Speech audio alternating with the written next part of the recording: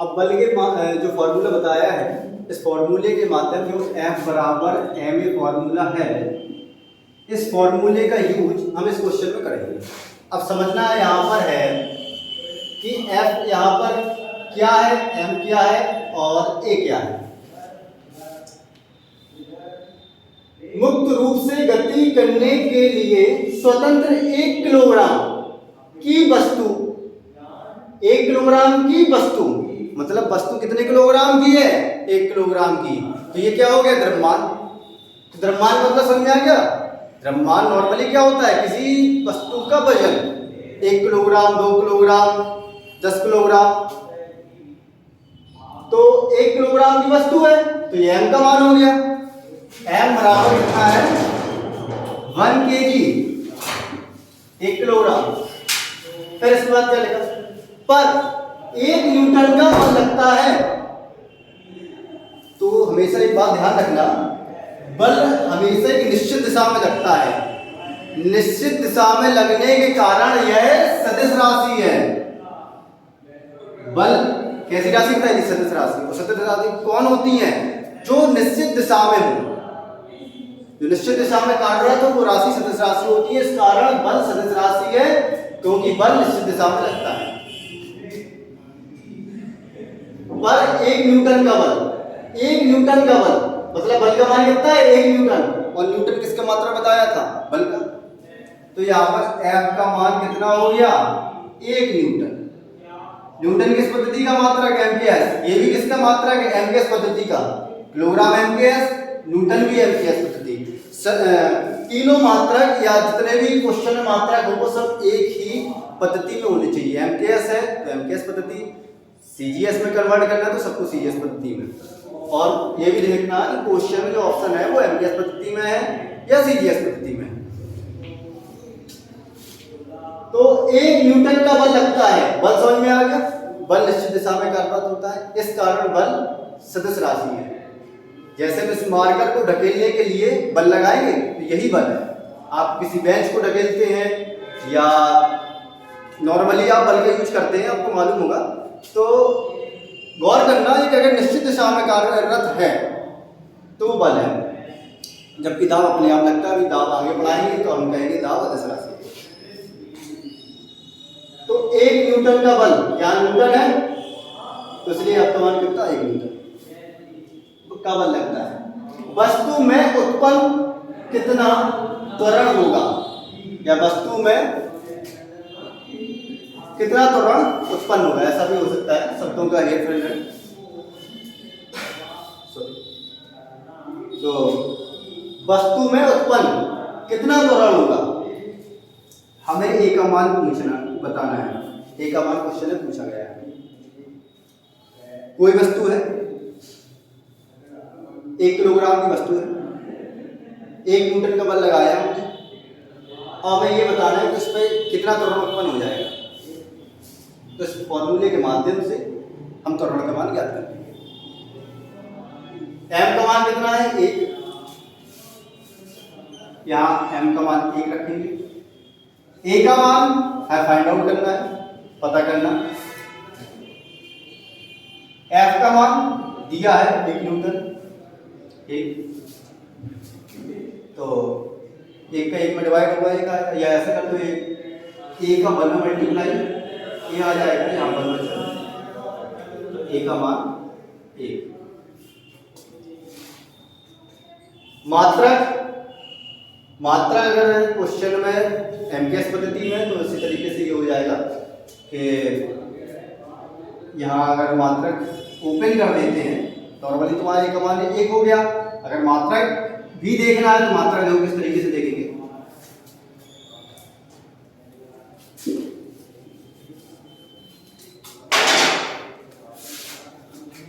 Formula या बराबर M का मान 1 kg पूरा लिखेंगे, तो ये मान सर पूरा मात्रक में निकालते हैं। ए का मान बताना है, एफ का मान 1 न्यूटन।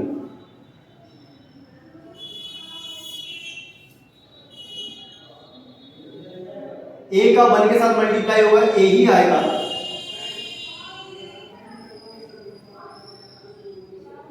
केजी इस तरफ आ जाएगा तो न्यूटन बटे केजी, एक यहाँ पर, तो ये पूरा मात्रक सहित हो गया ए का मान।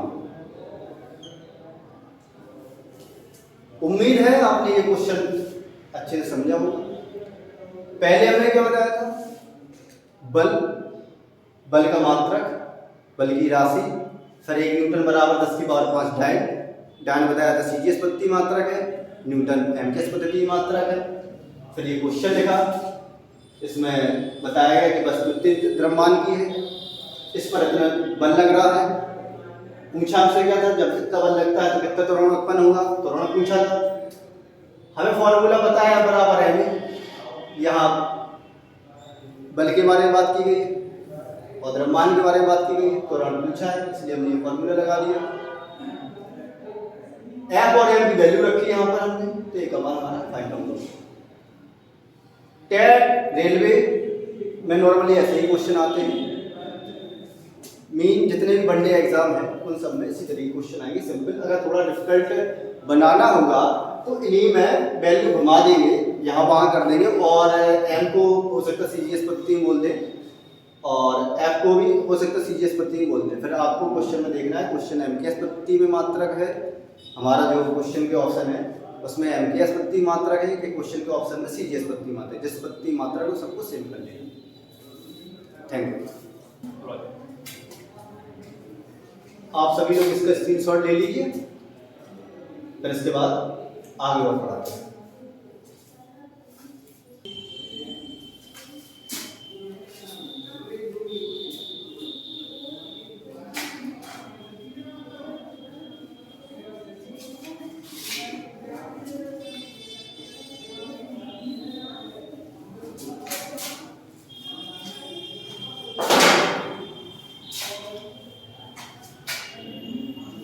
बल के बारे में मैंने बता दिया। अब बल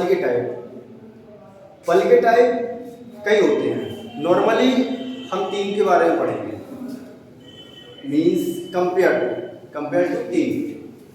कैसे? बल के मुख्य रूप से 3 भाग होते हैं।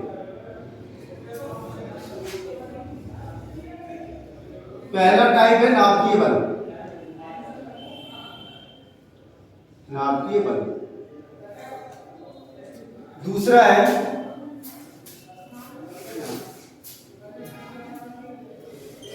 विद्युत चुंबकीय बल, तीसरा है गुरुत्वाकर्षण बल,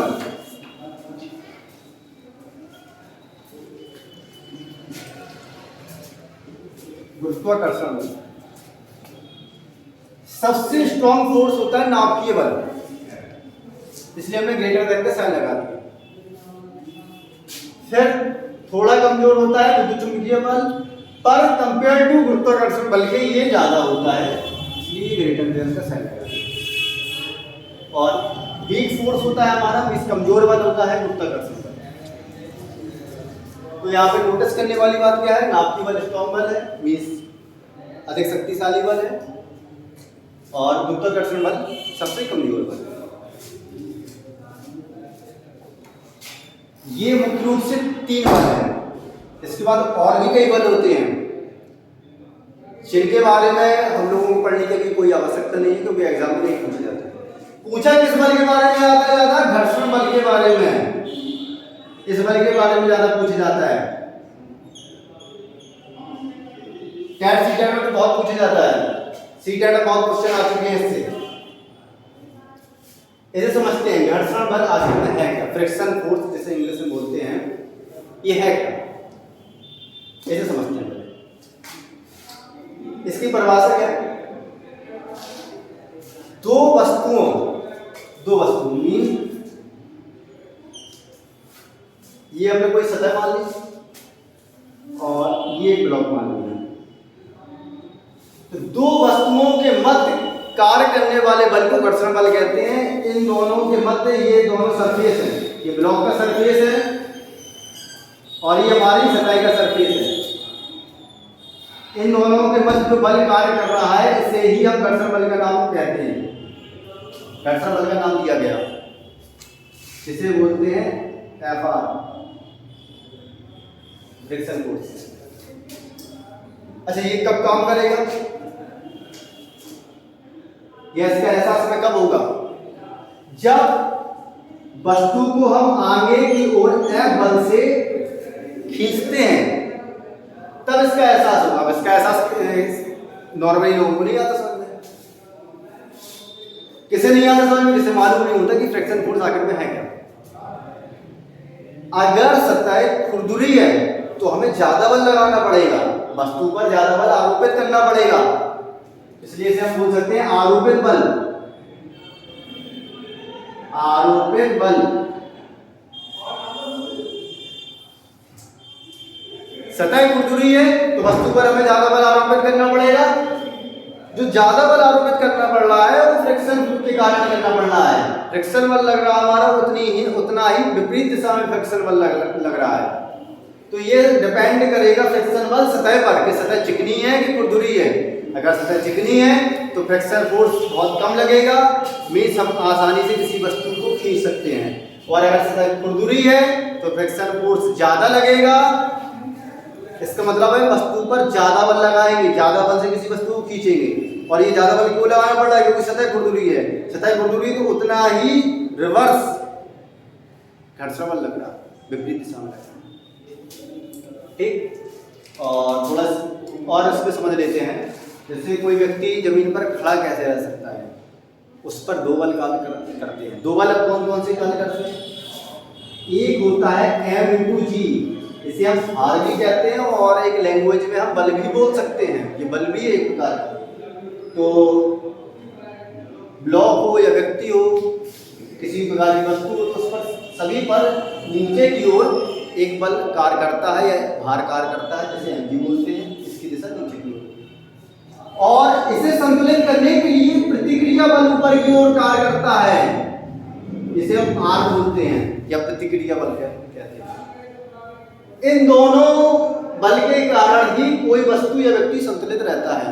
जमीन पर कोई व्यक्ति चलता है, किस कारण चल रहा है, क्योंकि भार उसके नीचे की ओर काम कर रहा और प्रतिक्रिया बल ऊपर की ओर, इस कारण वस्तु संतुलित है। तो घर्षण बल, इसकी डेफिनेशन लिखते हैं। दो वस्तुओं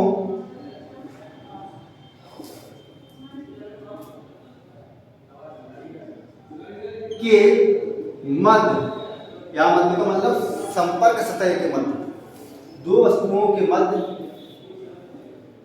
कार्य करने वाले बल को घर्षण बल कहते हैं। कार्य करने वाले बल को घर्षण बल कहते हैं।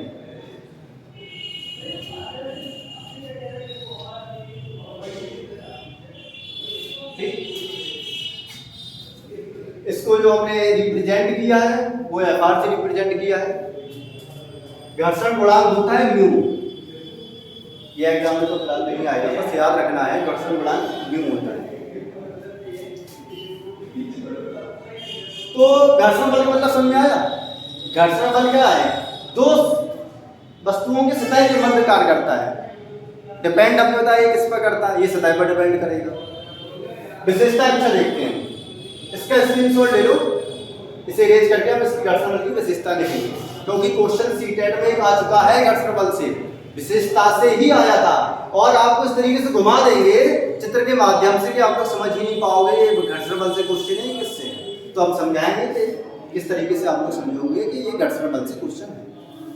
स्क्रीनशॉट तो ले लिया होगा आप लोगों ने। अब इसके आगे बढ़ाते हैं। विशेषताएं,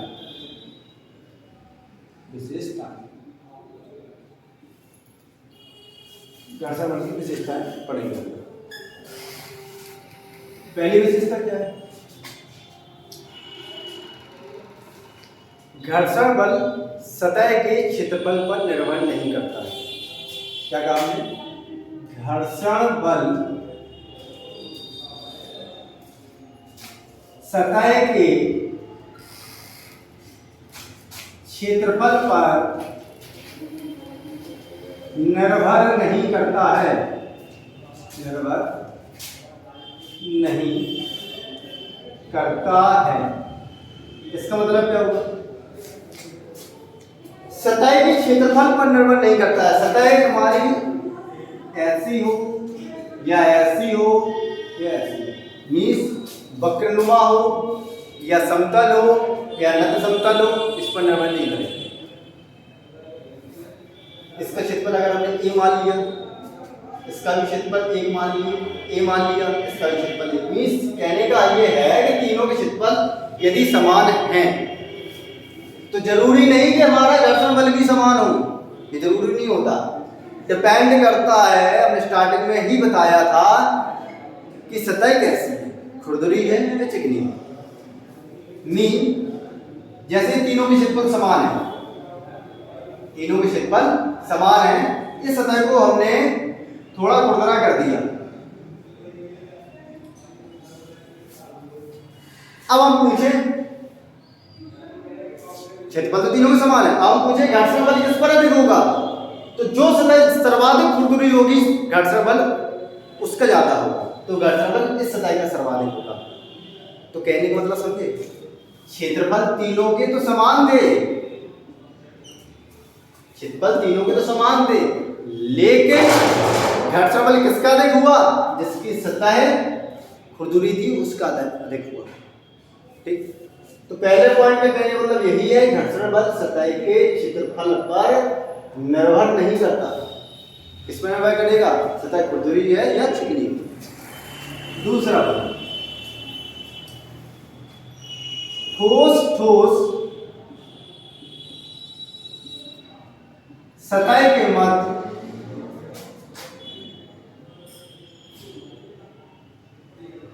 घर्षण बल अधिक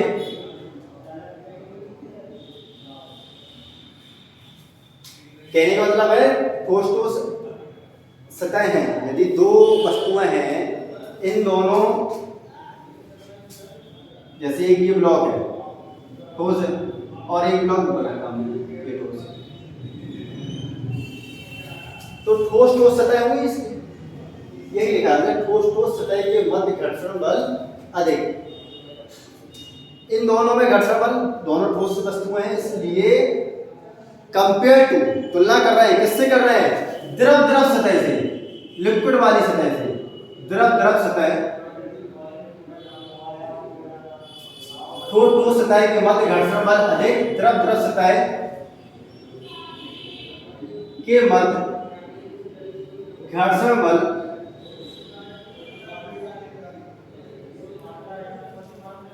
कम,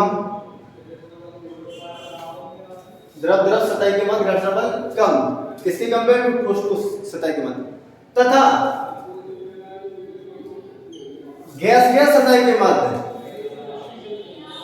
गैस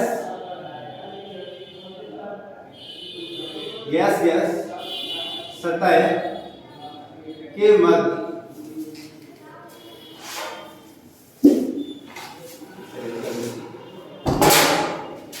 तथा गैस सतह के मध्य घर्षण बल सबसे कम होता है, सबसे कम होता है। तो उस विशेषता में क्या है? ठोस सतह होंगी तो घर्षण बल हमारा सर्वाधिक होगा। अगर द्रव सतह है तो ठोस की तुलना में द्रव सतह के मध्य जो घर्षण बल होगा वो कम होगा। और गैस सतह है, दोनों सतह ऐसी हैं, गैस है, तो उसके मध्य जो घर्षण बल का कार्य करेगा वो सबसे कम कार्य करेगा।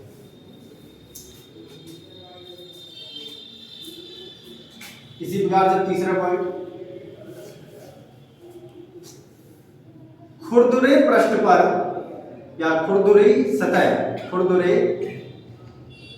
पृष्ठ ब्रैकेट में सतह, खुरदुरे पृष्ठ या सतह पर घर्षण बल अधिक व चिकने पृष्ठ पर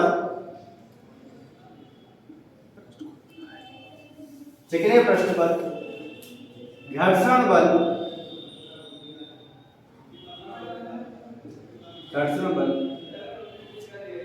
कम होता है। कहने का मतलब खुरदरे पृष्ठ पर घर्षण बल अधिक होगा व चिकने पृष्ठ पर घर्षण बल कम होगा। अगर हमें घर्षण बल को घटाना बढ़ाना है तो उसे किस माध्यम से घटाएंगे बढ़ाएंगे? खुरदरा कर दो तो बढ़ जाएगा, चिकना कर दो सतह को तो कम हो जाएगा घर्षण बल। अब किस विधि से कम कर रहे हैं घर्षण बल को? ये कई तरीके से घुमा सकते हैं, जैसे कि बालू डाल देते हैं रोड पर, तो बालू डालने से क्या होगा? बाइक सरकने लगती है, मोटरसाइकिल हो, कार हो। कहने का मतलब पहिया सही से घूमता नहीं है, सरकता है। तो क्यों सरक रहा है? क्योंकि घर्षण बल हमारा कम हो गया, सतह हमारी कैसे होगी? चिकनी हो गई। या फर्श पर ऑयल डाल दो, तेल डाल दो तो सतह चिकनी हो जाती है। सतह चिकनी होने से क्या होगा? घर्षण बल कम हो जाएगा। तो विशेषता हमारी घर्षण बल की 3 मुख्य हैं, इनको समझ लो। ऐसे इन्हीं से क्वेश्चन आएगा एग्जाम में, आएगा तो इन्हीं तीनों विशेषता से क्वेश्चन आएगा। इन्हीं विशेषताओं में आप लोगों को घुमा फिरा देंगे। तो आपको बस 3 विशेषताएं अच्छे से समझनी है, फिर पेपर में चाहे ऐसा क्वेश्चन आ जाए आप इन 3 विशेषताओं का यूज करके क्वेश्चन को कर लो। इसका स्क्रीनशॉट ले लो, इसके बाद घर्षण बल और बताते हैं। स्क्रीनशॉट ले लिया होगा आप लोगों ने। अब घर्षण बल की टाइप, घर्षण बल कितने प्रकार के होते हैं? घर्षण बल मुख्य रूप से 3 प्रकार के होते हैं। घर्षण ये मुख्य रूप से कितने प्रकार के होते हैं? 3 प्रकार के होते हैं। पहला होता है स्थैतिक घर्षण बल। स्थैतिक घर्षण बल, इसे ध्यान से समझना, पेपर में क्वेश्चन आ चुका है। दूसरा लोडनिक घर्षण बल। लोडनिक घर्षण बल। तीसरा सर्पी घर्षण बल।